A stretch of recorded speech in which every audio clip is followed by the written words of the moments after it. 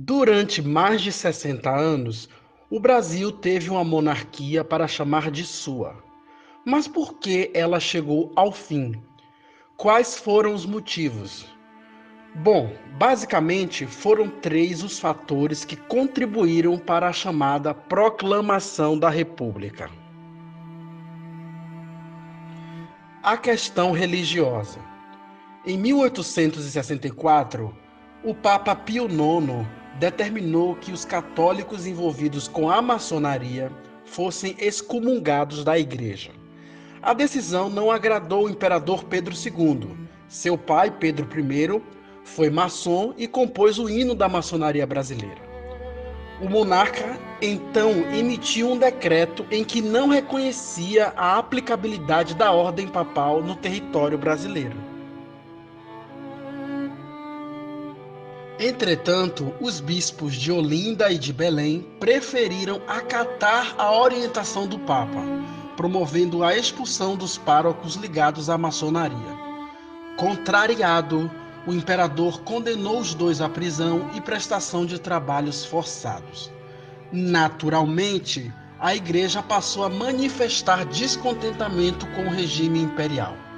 A prisão foi revogada, mas o estrago já estava feito. O Império foi perdendo um dos seus mais importantes pilares de sustentação. A questão militar. Com a vitória do Brasil na Guerra do Paraguai, o exército brasileiro ganhou respeitabilidade junto à sociedade. Os militares, porém, sentiam-se desprestigiados por parte do governo imperial, que barrava seus ímpetos por mais participação política no país. Movidos pela insatisfação e também pelos ideais positivistas, criam em 1887 o Clube Militar, uma espécie de sindicato a partir do qual os fardados se organizaram politicamente, a fim de fazer um contraponto ao poder do Império. A questão abolicionista.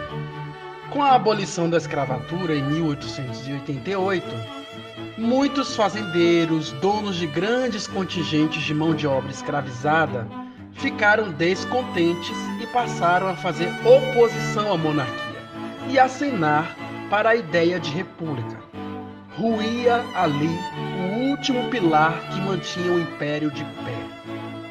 Em novembro de 1889, portanto, o cenário já era praticamente insustentável para a monarquia. Só faltava a gota d'água. E ela veio. No dia 14 daquele mês, os republicanos que naquele momento não tinham suficiente representação política para alterar o regime, fizeram correr a falsa notícia de que o governo do primeiro-ministro liberal, Visconde de Ouro Preto, havia emitido ordem de prisão contra o Marechal Deodoro da Fonseca, um dos nomes mais respeitados dentro das Forças Armadas e presidente do Clube Militar. Indignado com a falsa notícia, Deodoro aceitou participar da quartelada que derrubou o ministério do Visconde. Entretanto, deu vivas ao imperador diante das tropas, para a frustração dos republicanos. Deodoro era considerado amigo e admirador do imperador Dom Pedro II. Para convencê-lo a dar o golpe final, os republicanos valeram-se de outra fake news.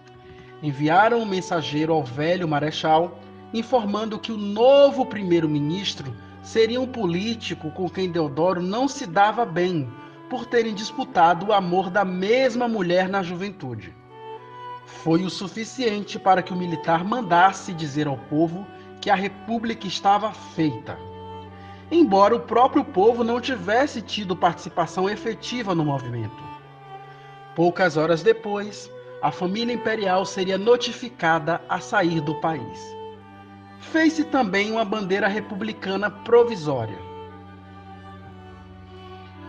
À luz dos fatos, não seria incoerente dizer que a chamada Proclamação da República, na verdade, foi um golpe militar, o primeiro da história do Brasil, haja vista que a mudança de um regime para o outro não se deu de forma democrática e com participação popular.